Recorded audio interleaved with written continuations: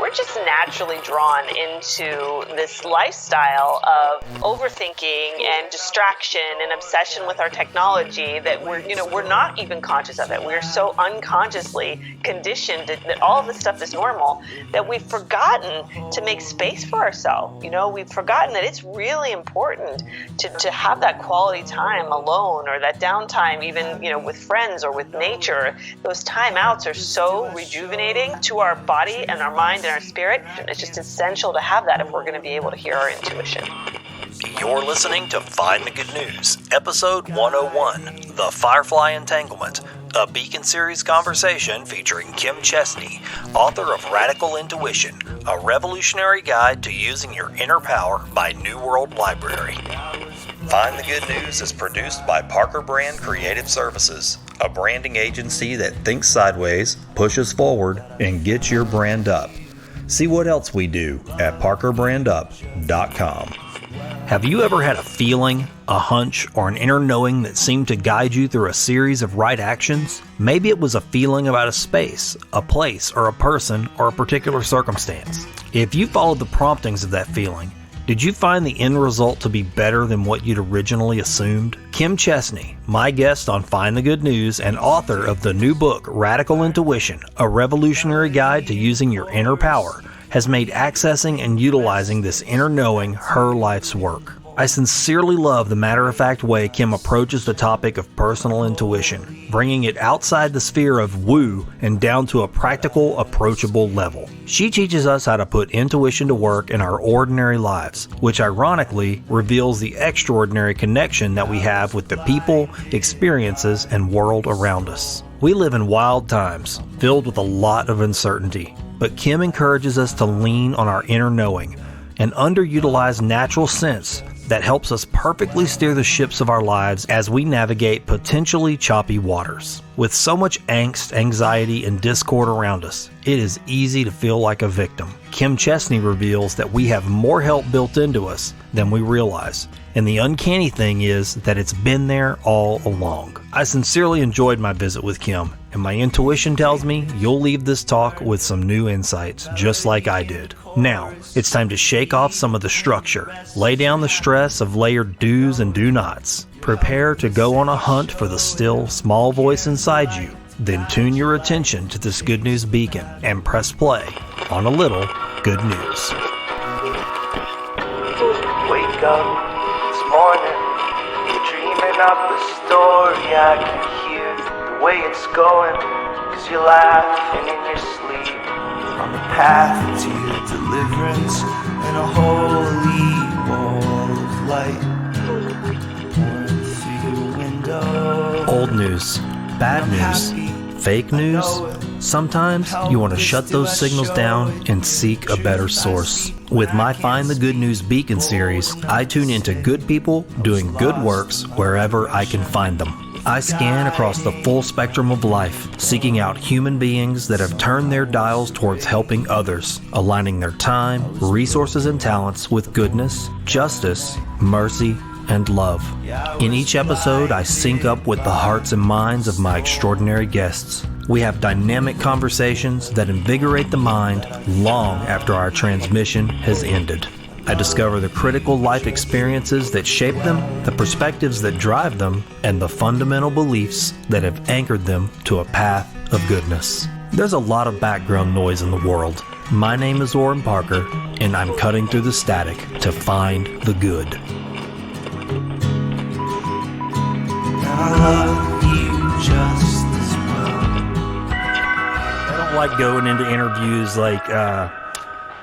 right after something else, because I feel like I have to sort of get my mind quickly realigned, and I'd rather be in the right state of mind, Yeah, absolutely. So it all worked out. The universe lined it up That's for right. us. That's right. And I love your space, and it's so cool. Oh gosh, I forget that you can see it's crazy back there. Yeah, it's so cool.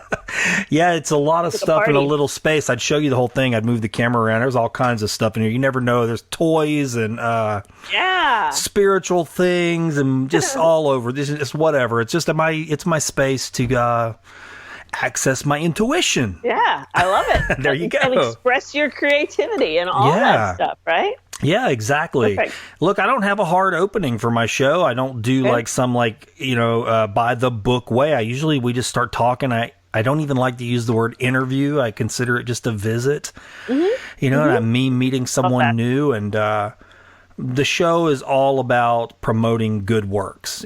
People that are doing things to retune the dials and help other people retune the dials too, turning their passions and skills into service to other people. Wonderful. Yeah, Wonderful. so hooking I'm up all with about that. So yeah, I mean, I tell you, I'm gonna have to read your other book that I saw that you have out too. But this new book was really, really good. Thanks. I just finished it a few days ago, and I thought, gosh, I could talk. I kept wanting to stop in the book, and there's times, I guess, when you're reading a book like that where, in the past, for me, it was just highlighting and underlining, and making notes and trying to apply whatever you're learning. But now I get to actually talk to the people generating these good works like you. Yeah. So if you don't mind, could you give my audience just a minor full scope peek into who I'm talking to today? Oh, so you want to learn a little bit about me and how I came to write a book called Radical Intuition, right? Yeah. Yeah. So, well, it's really cool because I have sort of a non-traditional journey to something like you would expect with intuition, because I come from the technology background and I've worked for, 20 years in tech. Not your usual bedfellow for an intuition book, but I think that's part of what makes it so radical, is this idea that intuition is not just something for our personal development or spiritual growth. I mean, very much is that. It's very deeply tied into that. But it's also something that's a very normal part of our cognitive function that helps us in our daily lives, helps us to guide us, to help us figure out what we're made for and how all these callings that we need to follow in our life. So it really speaks to us in so many levels of our being. And, radical intuition is just sort of this opportunity for me to put together all the dimensions of intuition and kind of normalize it. Because, it still has been on the fringe, for many years. Some people still look at it and I say intuition and they're like, oh, you talk to spirits, or, Right. or, what I mean? Or it's just something women have and men don't have it. And, there's all this misconception. So my mission was really to demystify all that and help everyone understand that intuition is something we all have. I love that. And you actually touched on a few things that I wanted to talk about today. And one of them, you dove right in there, demystifying intuition, because I have, for the last couple of decades, have sort of come to accept, or almost like throw a word away, and that word is supernatural. I think the word supernatural has almost caused us to believe that there's supernatural things, and then there's natural things, and supernatural things are sort of over here in the woo-woo category. Right. And then natural things are science things that we can touch and feel and taste, and we know and we've studied. And in my own experience, having come to sort of settle into the supernatural realities, is that they actually are just natural realities. We just don't accept that because we can't readily put an instrument on it and tell you what it's made of. Exactly. Oh, exactly. I mean, this is the song I sing every day when I'm talking to people, because there really is nothing supernatural. It's all natural, and it's just the supernatural, quote unquote, stuff that we deal with are just like you said, stuff we don't understand yet.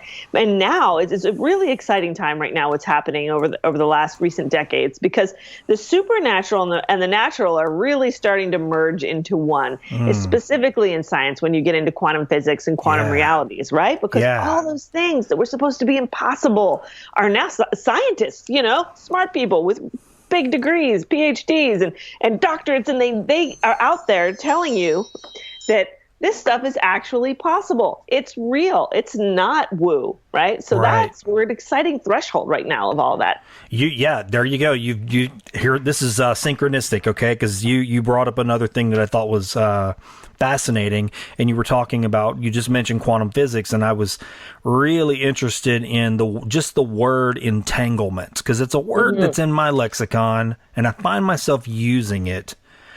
And I have a question about intuition, and I didn't I wasn't sure if that was in the book necessarily, but I would really love to hear what you think about this. Mm-hmm. Do you believe or feel, or have you had an experience with having higher frequencies of intuitive experiences in specific places? Like visiting a city, let's say, and then it seems like when you go there, you're entangled with the place. Like there's something going on that you just don't really know how to put your finger on, but it keeps drawing you back. And then when you get there, intuition increases, synchronicities increase. But then when you leave there, it's not that they go away entirely, but the frequency of these things tends to maybe flatten out or decrease to some degree. Does that sound like something you have ever been through? I love this question. No one has ever asked me that before, and I love it because the answer is yes on so many levels. Okay.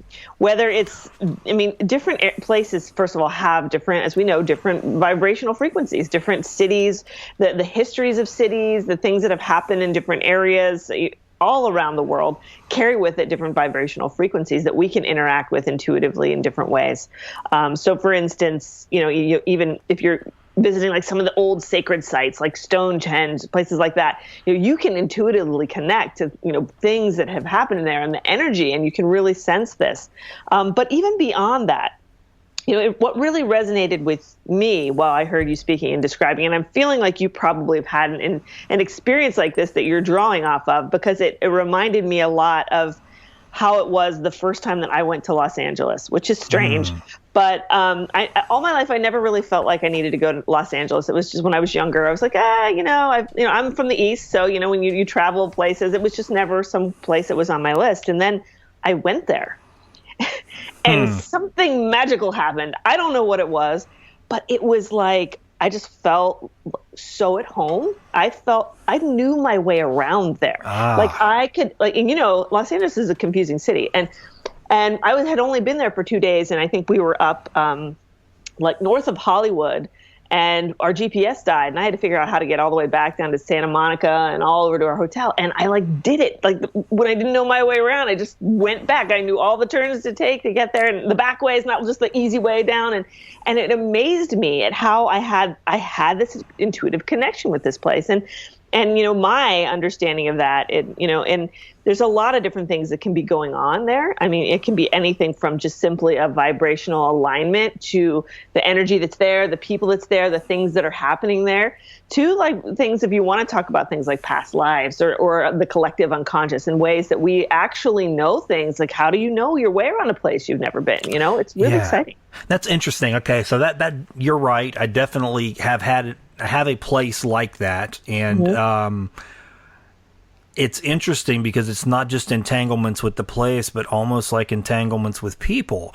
And I always wondered about that. I said, it's strange. It's like I've always I scratch at it, right? I'm curious about it because I'm going, okay, isn't it a cosmic entanglement? Just like you were talking about the particles in your book, where they respond to each other across great distances in the cosmos. And they have a relationship with each other, even across these great vast distances. And it just makes you wonder, or makes me wonder, if there are just entanglements that we just can't perceive that are creating that I would say, it's my intuition, right? And I liked it in the book too. I'm jumping all over the place, but no, that's good. In your book, I thought it was really interesting because it kind of came at me sideways, because it ended up being a book about a lot more than intuition. I thought that was really fascinating because I didn't really know what to expect, and I was like, oh wait, now she's getting some really awesome crossover territories here, where the word intuition is a word, but you can almost take the word off of it because it has a whole lot more meaning to it. It's connective tissue to other things. I love that. Yeah. And so I guess I kind of have that feeling with a place, just like you were saying. It's like I go there when I go to this place, I choose purposely to not use my vehicle. Because I get out of my car, I get my feet on the ground, and I'm like, okay, I'm in flow or something. Like you're in something flow. shifts here. every time I meet people there, even if I've never met them before, I'm like, I feel like something in the universe like opens up and says, you're open to encounter when you're here. Little things have meaning that maybe you're missing and you're outside this bubble of this space. I always hope that I can carry that with me when I leave there. I try, but it is more difficult out in the quote world. The noisy world. You talk a lot about that in your in your book. Because it is true. I mean, and sometimes even if you look back, or if you're like me and you've lived a lot of different places in your life, you can look back over your experiences in different places and realize, and if you live in one of those heavier places where there is all that noise and you don't feel in that flow, life doesn't feel so much in its flow there too, right? So it is really important where we live and where we choose to have our experience in life. Because I love the idea of calling it entanglement and feeling these entanglements within places where our soul can kind of open up.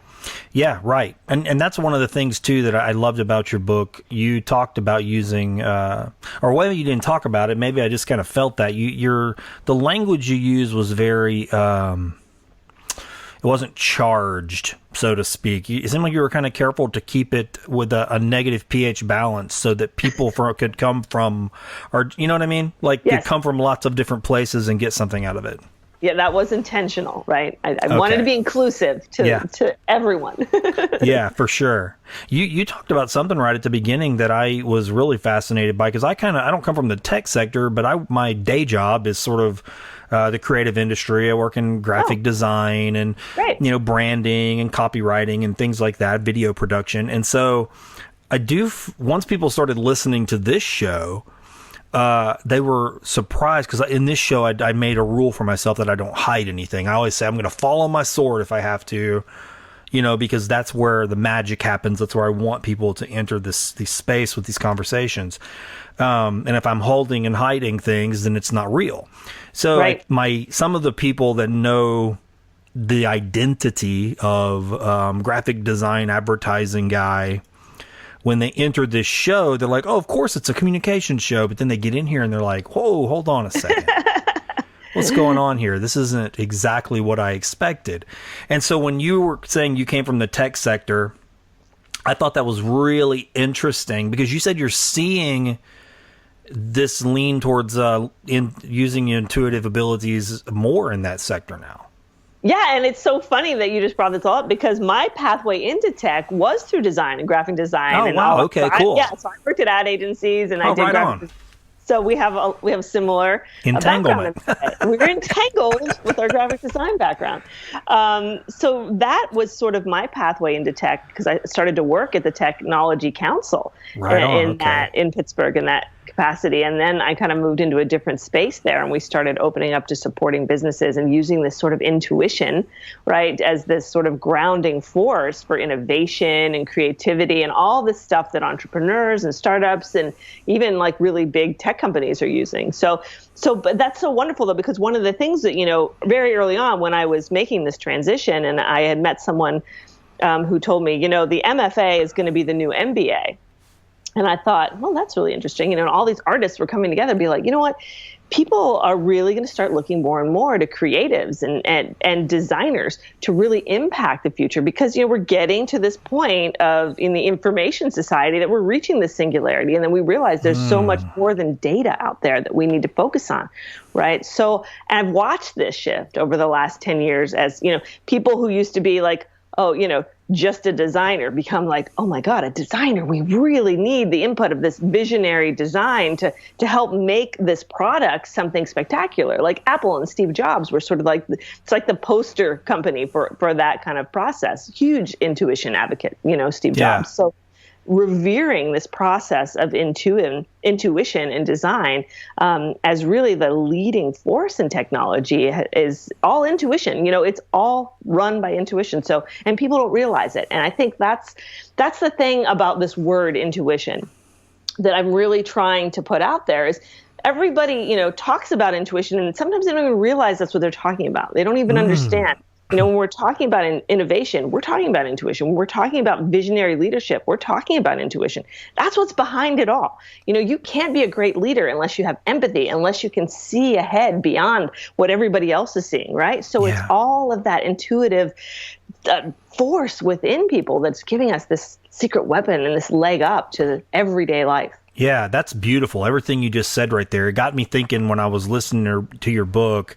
I was like, okay, there's something here, because it's almost like intuition is, I don't know, like a spinal cord of some kind, and all these other things are informing it. Because see, like, that's something I think maybe a lot of people, and I know me in the early days, at least a couple of decades ago, I would say, oh, is that my imagination? Or, you've seen the Sherlock Holmes TV show with Benedict Cumberbatch, right? Yeah. Okay, so I mean, to someone who's looking at him, we have this view of him from in the show, and we get to see all the connections he's making. But to someone else, he might as well be a wizard, because he's like making these deductions, and they're like, oh, you must be psychic, or you must have some special ability, ESP, whatever. And I did have that thought many years ago. I said, is intuition just the ability to take lots of data at once and make an informed assessment very quickly? And so I had sort of that feeling, like, well, maybe there is no intuition. Maybe it's just heightened perception. But then as the years went by, I let that go, because that was just me trying to take something I didn't understand and sort of put it into a container that I did. Right. And reading your book, I was like, oh, it's actually the other way around. My empathy is informing my intuition. My intellect is informing my intuition. The intuition is sort of the baseline. Is that fair to say that way?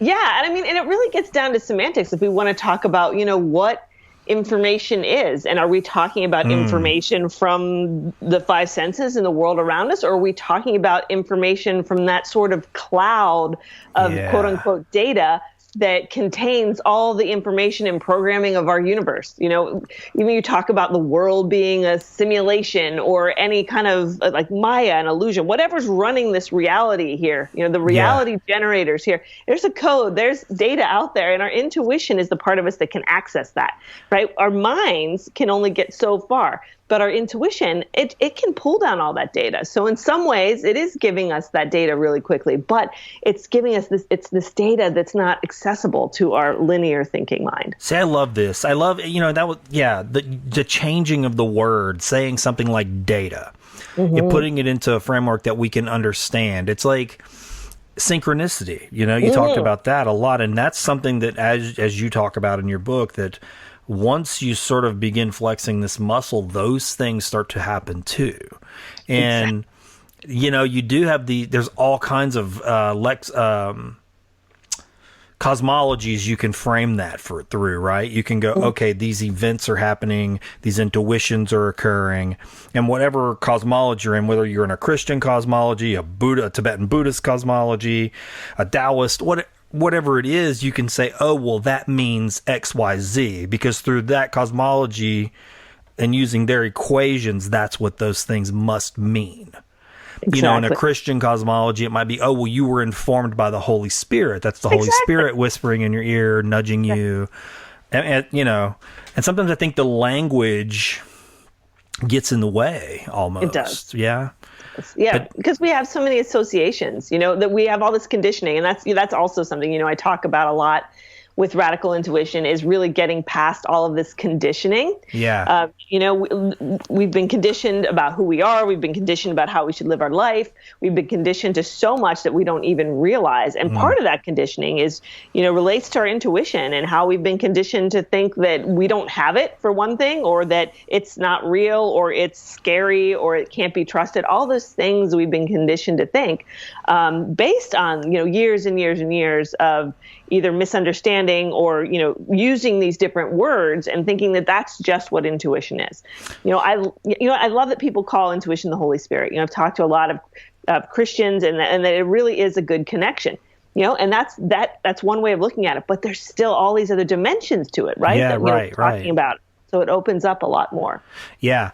I think using the word data makes it very understandable to people. You know, like even when someone passes away, you know, if you think about who they are or their existence just in general as data.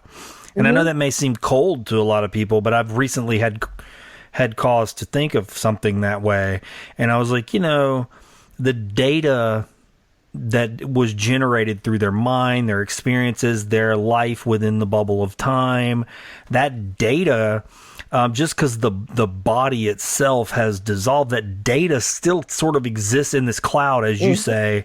And so can I access that data? You know, like, I guess is the word. I mean, I guess that's the way to say it in that language. And I was like, that's an interesting way to think of it, is like, I would like to. And so why wouldn't I want to attempt that? You know, I mean, it's just a part of us that we don't. I always wonder, it is interesting. I guess it's just the evolution of the human being. You know, we just keep learning how to do new things. It makes every bit of sense to me that we would continue to do that we're not at some stopgap right here where we're done, you know? Right. Right. Yeah. This isn't where it ends. Like, I always talk about this book, and I'm like, this book is just the beginning. This is just talking about, you know, we're at the threshold of what intuition can start to do, right? Because we think, oh, we've done all these great things. Look at what humanity has accomplished. We're so smart. We have done all these really super smart things that we've never done before. But now enter intuition, right? In this rebalancing that's starting to happen, where intuition's having more of a voice in the world and complementing our really smart intellect, right? Because they need to work together. The idea is we've only been like using half our brains. Look at what we've done with half our brains. Imagine what we can do when we start using our whole brains and we have this intuitive side working together with our brilliant minds and all of the things we've accomplished that way. So it's really just the beginning of this new era where so much is possible, and this evolution is continuing. This is part of our evolution and growth as human beings. One thing that I liked in your book, and I kind of lingered on it and let my mind kind of linger on it for a while, was talking about the healer, the sage, the visionary, and the mystic. I thought that was four interesting silos to kind of look at intuition through. Could you talk about that just a little bit? You probably get asked that all the time. No, I love to. And I like the term silos. I like the way that you've broken that down because, you know, I'm tempted to call the four types of intuition sometimes, but they're not really types of intuition because there's just one intuition. But there are four pathways that our intuition uses to speak to us. And so you can kind of understand it in sort of that siloed archetypal event for each type of intuition. So, you know, the mystic, you know, is sort of represents this really spiritual side of intuition that we were talking about with the Holy Spirit and these experiences where we can connect to the divine or sacred or, you know, whatever universal source word that you use to, you know, refer to that. Because like I said, it applies to everybody. It's fully inclusive to all philosophies and religions. And then, you know, you have this archetype of the sage, and that's more of the intuition of the mind, and that helps you to make decisions and choices and is your quote unquote inner guidance system, you know. So when you're driving to work and you're trying to decide which way to go to work and your intuition is saying, go a different way today. And even though you don't know there's a traffic jam up ahead, your intuition knows that because your intuition knows everything. Every single thing, everything. Your intuition knows it. So that's what's so interesting about it. And when we allow that to inform us, we can make better, faster, smarter decisions. And then we have the visionary archetype, and that really focuses on the sort of creative intuition, the intuition of the heart, where we're moved and we have passions and we want to go out and do things to change the world and make our lives better and help other people. So it's really tied in with our callings and our passions in life. And then the healer is the first archetype I usually deal with is the healer, and that's the healer of the body. So that's the archetype of the body. So that's really our foundation and how our body speaks to us. And most people don't realize that our bodies really speak to us intuitively all the time. You know, everything from, you know, if we have aches and pains to intuitively deciding what to eat. Sometimes we sort of know what our body wants, or if we're, you know, getting run down, our body's trying to tell us to slow down, be present, take a little more time. So, you know, we tune into these different archetypes, and all of us have a little bit of each one of them in us, though some might be stronger than others. When we tune into those, we can start to really become conscious of the different ways that our intuition's talking to us every day. Yeah, I loved those because I tend to like things that give me, I guess I used the word cosmology earlier, but in this situation, I'd say maybe more like a lens. And 4 things are great because I love using 4s for cardinal directions, Exactly. a wheel. And I loved that because I was like, this is sort of a way to point your intuition at something in a specific way. In using those 4, like as you said, archetypes, you can go, okay, how do I feel about this? How does this engage these particular layers? And it gives you a way to sort of walk in a circle through them. Yes. And maybe even help, to me, that something like that would help you enhance your ability to identify your intuition, because you talk about that, it's almost in the quiet spaces between the shower or, Yes. something like that. And that's hard to catch sometimes. I wrote this down when I was reading your book and I was like, yeah, it's like fireflies. I mean, by the time you've seen a firefly and you want to turn around and tell your friend, did you see that firefly? It's gone, and it's moved across your yard, or maybe it's another one. And so it is a lot like that until I guess you get used to it, right? I mean, it's a little bit like, wait, what was that? Yes, exactly. Wait, did that just happen? Wait, was that real? Right? So it's Right. so quick and instantaneous, right? And it's that flash of insight, and it comes to you. And that's why what's great about intuition, it's so easy to receive it. When you get it, it's just boom. You don't have to work for it like we have to when we're like, developing our smarts. We got to go to school and we got to like train our brains. But once we figure out what our intuition is and really tune into it, it's so easy to just receive it because that's all we need to do. So yeah. That's a tough thing to do, though. I mean, the world is noisy. You talked a lot about that, getting out of that noise. And with so much noise, it is hard to find it more and more, I think, that quiet time, whether it's in nature or just away from the pings and dings and whistles and pops of everything that's just going on. I mean, especially now. I mean, your book came out on November 3rd, so it's like, if you're keeping your finger on the pulse of what's going on in your country, I mean, it's like there's just always some stuff to draw you out of that space that you need. Right. And I mean, that's why this message and a lot of the stuff that's happening right now with mindfulness movement is such an important counterpoint to popular culture and our life every day, because we're just naturally drawn into this lifestyle of overthinking and distraction and obsession with our technology that we're not even conscious of it. We're so unconsciously conditioned that all of this stuff is normal that we've forgotten to make space for ourselves. We've forgotten that it's really important to have that quality time alone or that downtime, even, with friends or with nature. Those timeouts are so rejuvenating to our body and our mind and our spirit, and essential for our intuition. It's just essential to have that if we're going to be able to hear our intuition. So I have to ask this question because, I mean, if this question gets asked of me, I can answer it, at least to some degree.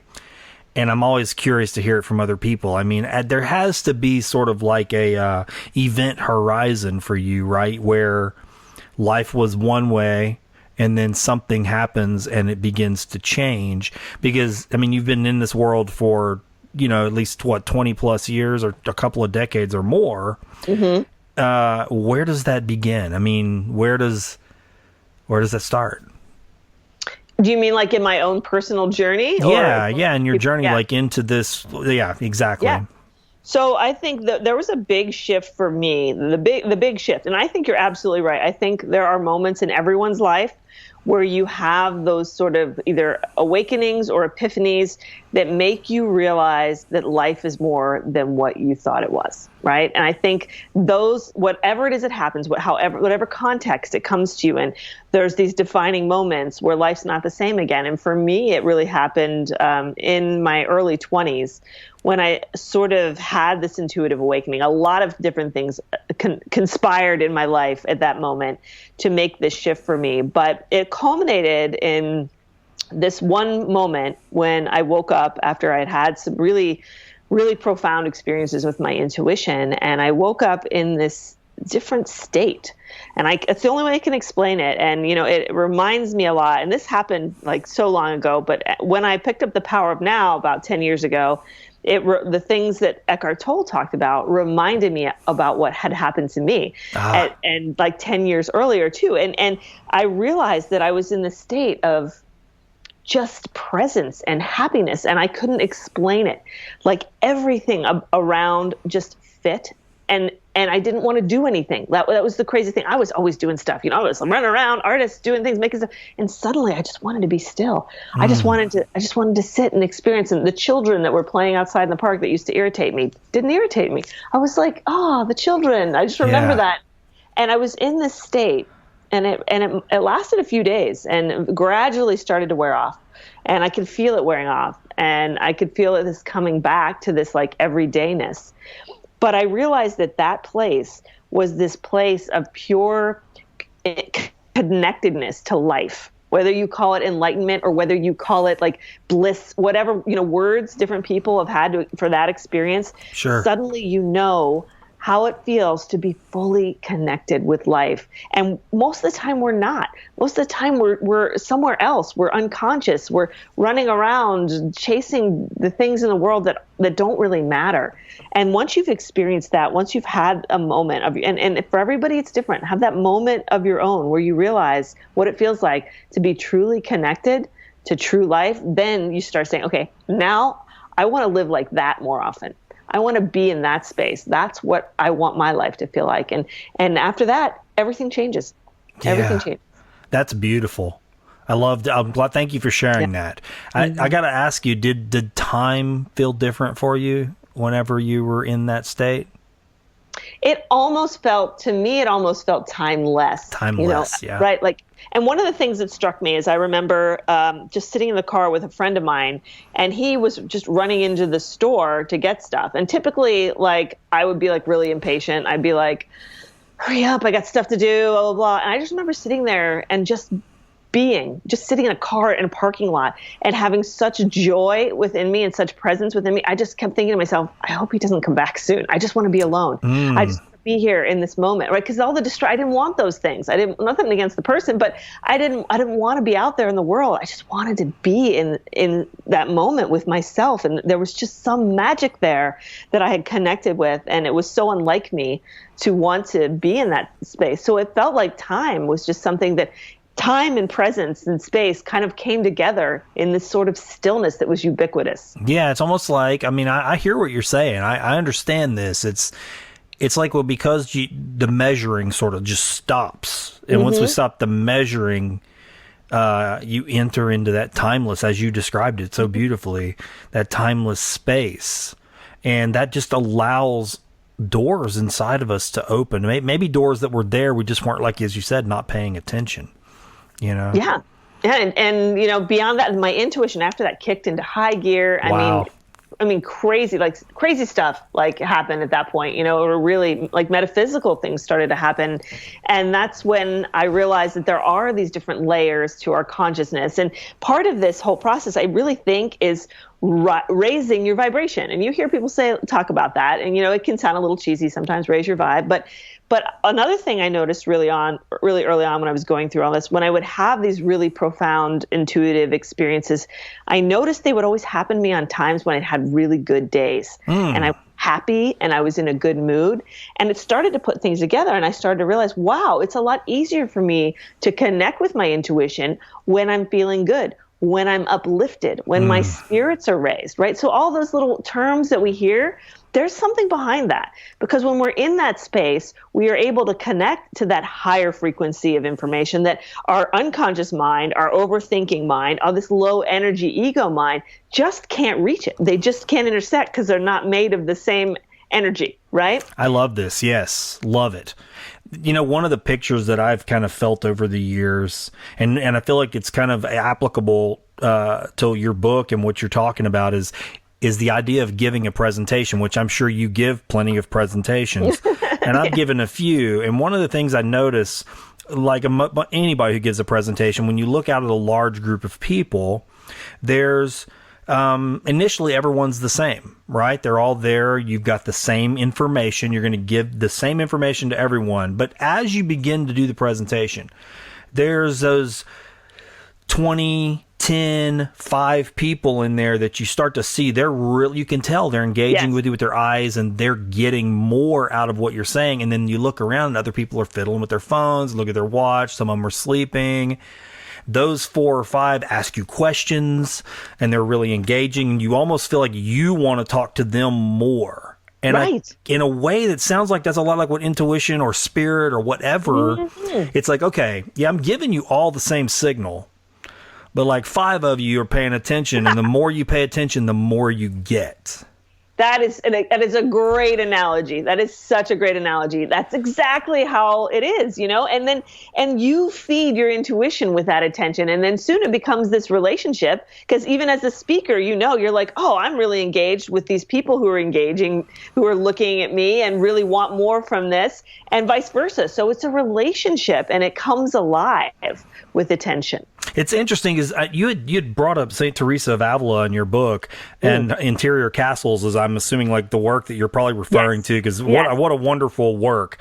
And another saint that I was thinking of when I was reading your book was the St. Teresa of Lisieux, because she had said in one of her, I have a little prayer book of hers, and she said one of her prayers was, give me all the ignored graces. And I loved that, because I thought on the same thing, in the same way you're talking about intuition, I was like, okay, that's like there's a signal going out, and a lot of people are ignoring it.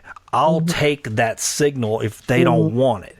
And I was like, okay, I can understand that. So it's like graces aren't diminished. Intuition isn't diminished. The information of, let's call it the universe, for lack of a better word, isn't diminished because I'm disregarding it. If I don't want it, it's still out there. Yes. And someone else, it's there for them, right? It's not like I'm special or you're not or whatever. It's like you're just ignoring it. Right. It's all it is. And it's like it's even when you look back in history with people who, I think there's stories of different scientific discoveries that happen at the same time on different sides of the planet. And they're like, how could these people have ever done this? And did they ever talk to each other? It's because that information's out there. That evolutionary process, that energy's happening. And 2 people chose to pick up on it. And a lot of people probably ignored it, right? And it's those people that pull it down. And it's happening everywhere, ubiquitously, right? It doesn't have to be just in one special person's mind, right? Right. Yeah, I think that's what I love about a work like your book, is that you are making a real hefty effort to take that sort of the fluffiness off of it, to where it seems like it's something witchy, or that you have to be a shaman, or you have to go off on a retreat. I love that it was very much clear in your book that it's just, look, you too, and you too, and you too. Everybody, it's for everybody, anyone. You don't have to be special.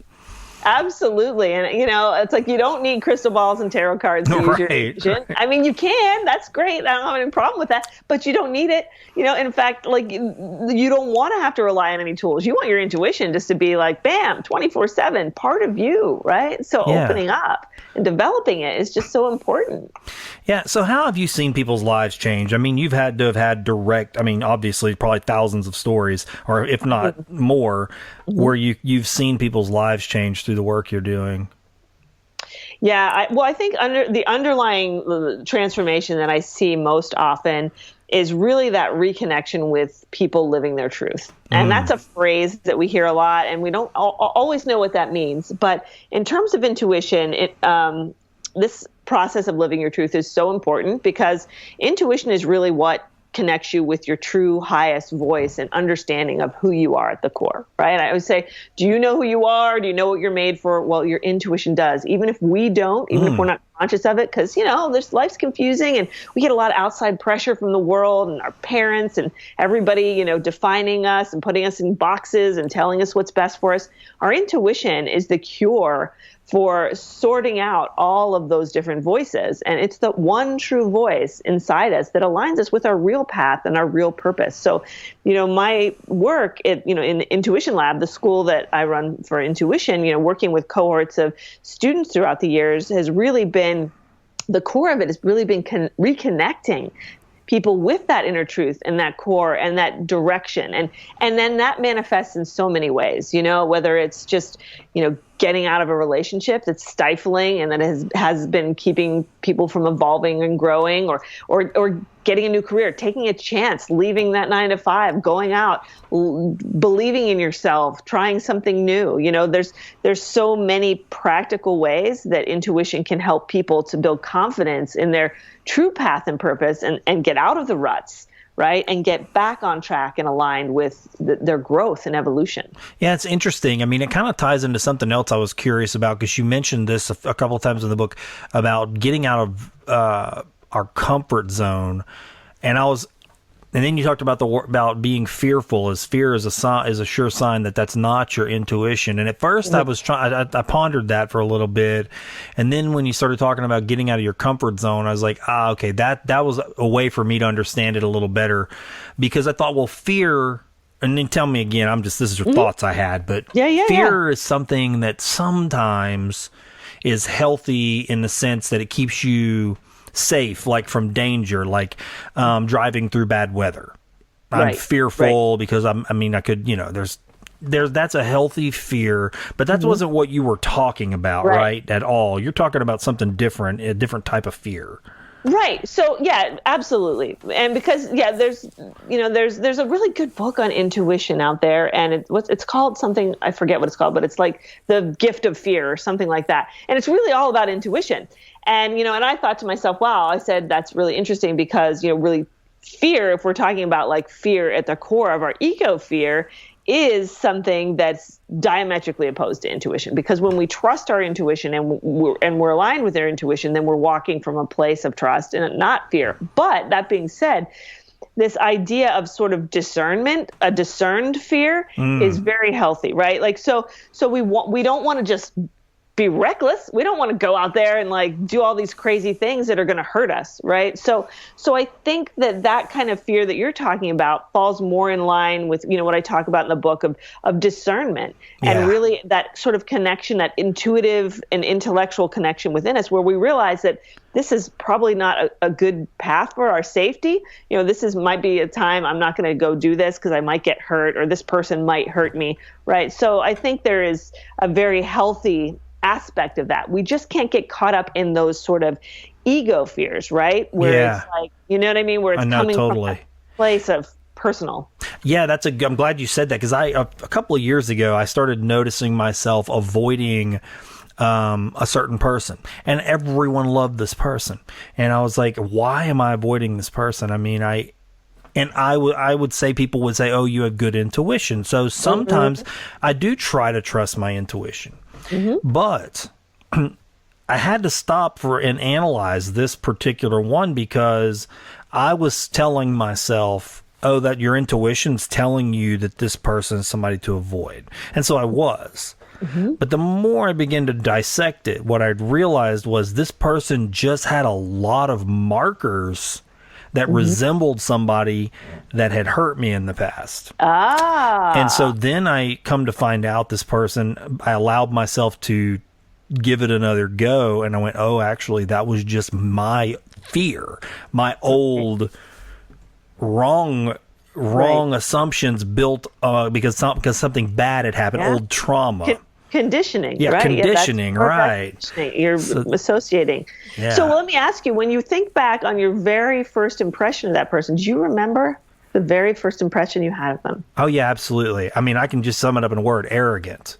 And arrogance is a marker for me, and it just comes from an old place. And I know it's an old, like, childhood thing, but arrogance and self-absorption and vanity, those are markers that I have to watch. Those are things that I've identified that when I'm triggered by them, I need to check myself, because it may not be accurate because of trauma, old conditioning, as you said. And it's a hard thing. I mean, I'm 46 years old, and that goes back way back. And so I'm going, okay, that's like almost my whole life that I've had this conditioned trigger that potentially has probably kept me from meeting some really great people and having connections. And it overrides my intuition. It makes my intuition it's like static in the signal. Right. Yeah. And really, when you start to work with your intuition, you realize how much we actually have to undo. and unlearn. Yeah. Right. And that's one of the things our intuition shows us, is we start to wake up and become more conscious of these thoughts and feelings. Because in the past, before you kind of wake up, you just accept them, right? You're like, oh yeah, like this, I just don't like this person. Done. Just trick me, whatever. But then you start to wake up and you're like, okay, like this is something I need to move past. This is something that is behind me now. And the more that I stay in that frequency, the more I keep myself on this sort of vibrational level that I want to rise out of. So I think your intuition does really call you to those things. And the fact that you actually realized it, though, and came to terms with it, though, is a breakthrough.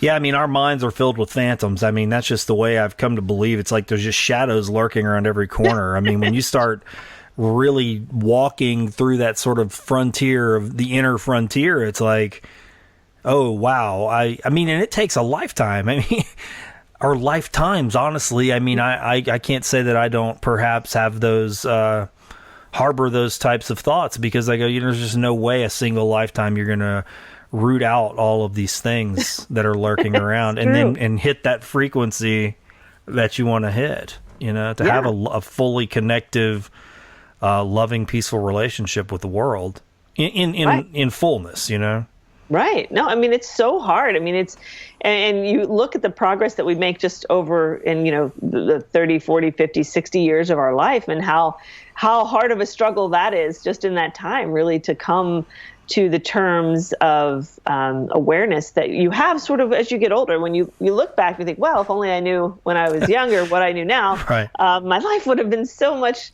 more, I don't know, like more aligned, I guess. I guess it's really about this process of really just aligning and accepting and not resisting things that aren't, connected with us. So, yeah, I mean, the evolution continues. Yeah. And well, your book's a good, I would say for anybody, I mean, any of my listeners, your book's a good jump in point. I mean, for anybody, I read a book, like everybody has that book they read, that like right after like an awakening experience, and everybody's got one. And Right.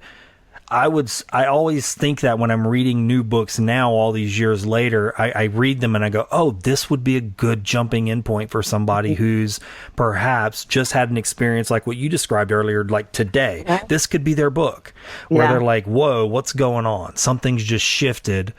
Well, you've provided a nice way for them to walk in and go, okay, I can start right here. Right. And wherever that branches out in the future for them, 2 decades, 3 decades, great. But this is a great place to start. Absolutely. And I think it was Maya Angelou who said, we write the books that we wish we had. Yeah. And I think it's a lot like that for me with both of the books I wrote. These are books that are sort of signposts and guides for when you are going through this process, things that it took me years to figure out. So I want to put it all together so that people don't have to work so hard to figure it out. And then they can take their learning to the next level, even beyond the things and the places that we're at right now. Beautiful. I'm happy, I know it. I'm helpless. Hey there, Good News listener. I hope you've enjoyed this episode as much as I've enjoyed producing it. Now, it's time for the Fishing for Goodies segment, where I turn my interviewer role over to the Good News Fish Bowl. Longtime listeners know that the Fish Bowl contains over 400 unique questions, many seeded by you, the listeners. Did you know that you could submit unique questions to the Fish Bowl? That's right.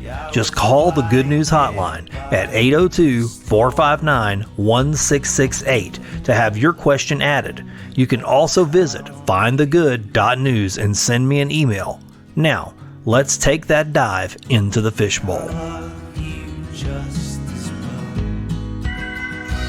So look, we're going to do a little something here. I do this with every guest, and we're going to actually let the universe and intuition and everything else, synchronicity guide. So this is the fishbowl. It's been a part of my show for probably at least 80 or 85 episodes. And This is exciting. It's like 400 questions in here. What I do is I usually draw out 3 questions. These are like questions that listeners have submitted over the years. Some of them I put in here originally to seed the bowl. Other guests have put questions in here. And so I'm just going to draw 3, and then I'll ask them. I don't know what they are. Oh, I love this. All right. So here we go. Awesome. All right. This is intuition. Oh, this is a good question. I like this question. Okay. What is a new job that doesn't exist today that you believe will exist in the future? That's perfect. I talk all about this in one of the chapters of the book with, okay, so I think the job of the intuitionist is a job. The intuitionist. The intuitionist, if you go out there on the internet, you'll find there's some people there. They're going in there. They're trying to give it a shot. But I think this idea, and I'm not talking about a psychic, right? I'm talking about someone in a role of someone to use their intuition to innovate or to be creative or to help with visionary ideas or strategic planning or all of these things that are really the purview of creativity and ingenuity and genius. I love that. You know what's interesting? I just had this weird, vague memory of maybe watching a movie, or I don't know if I read an article, but it seems like it's an older memory. But it was like somebody that was their job. Now, what was it called? An intuitionist, but there was this room they called like the egg or something, and it was all white. And this person, they were like, "Oh, they're so creative. We just bring them in. We put them in this room, this white egg with like one dry erase marker, and they don't come out until they've had a breakthrough." Wow! And so this person would go in there and come out with just. And it was like, it didn't have to be connected to like anything the company was doing. They're like, we literally just want to access their creative mind. And I was like, that's really wild. That's so cool. Yeah. So it's kind of like what you're describing. It's like, oh, I'm the intuitionist. I access my intuition, my creativity, the get in flow, and provide, whatever and then you create need. That white space, right, for it all to happen and open up and flow into the world. Yeah, love it. Awesome. That's great. Okay, let's see here. Let's see what we got. Oh, it's a little more softball question. All right. What's the best compliment you've ever received? Oh my gosh. That might be harder. Oh man, I feel like I have to think about the best compliment I ever received. Well, what's the last compliment you've received that you can recall?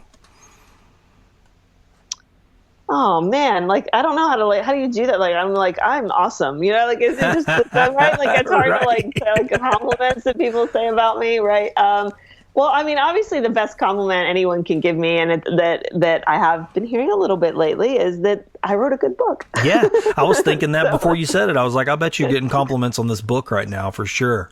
Yeah, and I mean, that's huge because I've put my heart and soul in this for the last 10 years. So yeah, so that's a really big compliment for me. It's funny. And this is just a peek behind the curtain. I get a lot of books to read, for the show. And so to actually sit down and physically read them all almost would be impossible. So a lot of times we're getting an advanced copy and there's no audio version, right?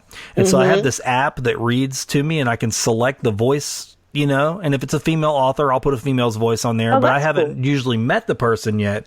But what's funny is the voice I selected for your book, I always try to change it for each person, is Irish. Has an Irish accent. And so funny because today, all day, I was like, that's so funny because in my brain, I've got all the words from your book are like wired with this Irish accent. Irish accent. Well, I am Irish, so okay. Well, So it was nice. I was like, I bet my mind is gonna have a hard time reconciling this. Like when we start talking, yeah, it's funny. Okay, here is your third question. What's something that you achieved that you were surprised by? Well, I think really the biggest surprise of my achievement in my life really came from the work I did in technology because, Really? I graduated college with a degree in oil painting. I was an artist. I'm an oil painter. That's my original trade is I'm an oil painter and I'm an artist. And that's what I wanted to do with my life. And then I realized that I needed to eat. So I got into graphic design because, there's a lot of creative jobs. So that felt fulfilling to me.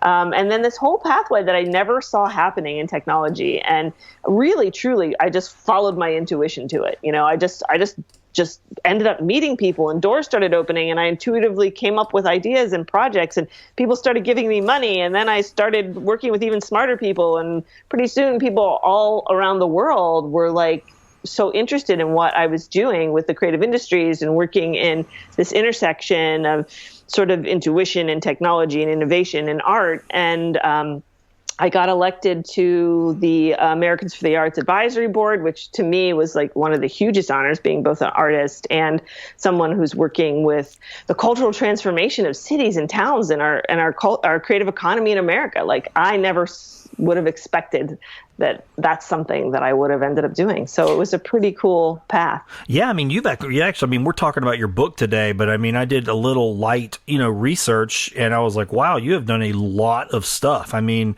the Create Festival, I mean, that's really interesting. I was like, man, I love how most of the time, if somebody's doing one good thing, they probably have an orbit of other good things that they've done. And I mean, you've obviously harnessed creativity and allow it to blossom out of you and just sort of pop out in these orbs and spheres that make these other things. And I love that. I love those types of stories. I love to see that in human beings that are like you. Yeah. Because we all have more than one path. And that's something that's also really important for people to remember, because we have these callings in life and we feel like we want to do things. And even if we're not going right where we think we're going, the universe in life might be just taking us there a different way. So you're going to have a first act and a second act and a third act, but they can all be related to this underlying sort of process of self-expression and growth. Yeah, I love that. It makes me think of I love it when pictures sort of pop in my head when someone says something. And when you said that, I got the image of sort of like a pulsing, like a pulsar, these lights that like pulse and like it gets super white and it just keeps flickering out. And that's sort of what I got. It's like you just keep having these wonderful pulses of creativity and you're sending these things out. That's beautiful. Lighting up people's lives. That's great. Hopefully that's the goal. So I have one question that I ask every guest at the end of the show, and this is it.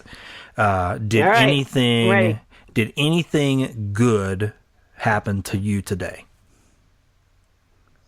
Well, I'm going to definitely say yes to that. I will definitely answer yes. This has been great. First of all, talking to you has been really good. It's really nice having an interview with someone who asked me questions outside of the box. So that's great to hear. That's great. I appreciate that. Yeah, this has been a unique conversation, because a lot of times you're talking and, you answer the same questions a lot. But I really love when people, take the time to really think about things and have these unique perspectives. So today it's been a great day. And, I woke up and I'm healthy and I'm breathing and I'm looking at my window at beautiful trees and skies. And so I'm so grateful. Especially as you get older, you're grateful for these days that you have left to experience the wonder of life and existence. That's beautiful. Yeah, I totally agree.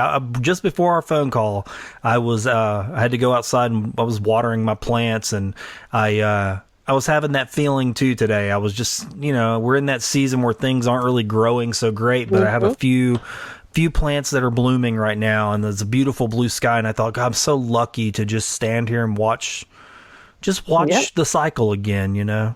Yeah, it's a beautiful thing. It is. So let's talk about where people can get connected to you, your work, and your book. Awesome. Yeah. So first, you can get the book anywhere you like to buy books: Amazon, Barnes and Noble, anywhere online or in the real world. They will have it. And also on my website, kimchestney.com, which is Chestney with a T, Chestney. Also on my website have a free Wake Up Your Intuition guide, which is really great if you're just getting into this intuition stuff, right? So you can get that and start working with it. And so I highly encourage people to stop by and pick that up too.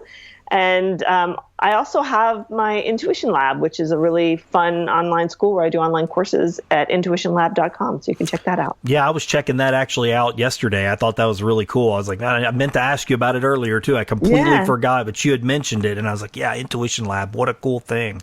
I mean, who would have thought? I mean, I can think back to 20 years ago and that initial awakening experience. I mean, I was on like a almost like a starving person. I was like, well, look in every direction. Like, what is this? What's going on? Yes. And to now it's like there's people like you out there, and you have these resources. It's like, oh, the internet didn't even exist. I don't think. I know. That's right. You're saying the same thing I said. Like, isn't the internet a wonderful thing? Because when we had our awakening experiences 20 years ago, there was nowhere to go. There's nobody to talk to. You're just like, what just happened to me? To be honest, I mean, I actually remember saying this. Like, I think I lost my mind. That's what I told somebody. I said something. Right, yeah. Said I think I might have like went a little crazy. That was something I actually heard myself saying. I'd go to Walden Books. I don't know if you remember Walden Books. Yeah. And I would go to Walden Books and just peruse the aisles. I mean, I know I had to spend $800 there on books trying to figure out, some all path. We had were books. That's it. It was all books. But I love what you said about losing your mind. You said you lost your mind. And I always would say it too. I feel like I'm losing my mind. But think about what you're really saying. Yeah, you are losing your mind. That's good. That we want to lose our minds a little bit because our minds have been controlling us. So we have those epiphanies and those breakthroughs, right? When our mind gets just put aside just for however long, right? Yeah. Then our intuition is there. So you went into that intuitive space and you lost your mind for a little bit, right? Not all the way. We don't want to all the way lose our minds, but it's okay to lose our minds a little bit. Yeah. The conditioning. That's what it was. That feeling was like a gelatinous sort of fatty layer, I feel like, that was over my brain. And I could hear, I'm gonna call it spirit. I could hear spirit like warbled, but then it's like melted away, and it was like, holy cow! There's this whole level to life that I just haven't been living. Exactly. And then now you know it, and then you just live the rest of your life knowing, okay, like I'm not crazy. it's a real thing, and I just have this sort of experience that I just have to bring with me to guide me. Yeah. God, Kim, thanks so much for spending time with me today. This has been absolutely wonderful. I've enjoyed this immensely. Me too. It's a great conversation. Thank you so much for having me on. Thank you. I'm more thankful every moment that I found. Thanks for listening to my Beacon Series conversation with Kim Chestney. If you'd like to experience Kim's book, Radical Intuition, make sure to visit the links in the show notes. If you found something of use in this conversation, consider visiting findthegood.news/donate, where you can help me continue this good news mission from the Louisiana Gulf Coast. I thank you for pressing play and for syncing up with this good news beacon.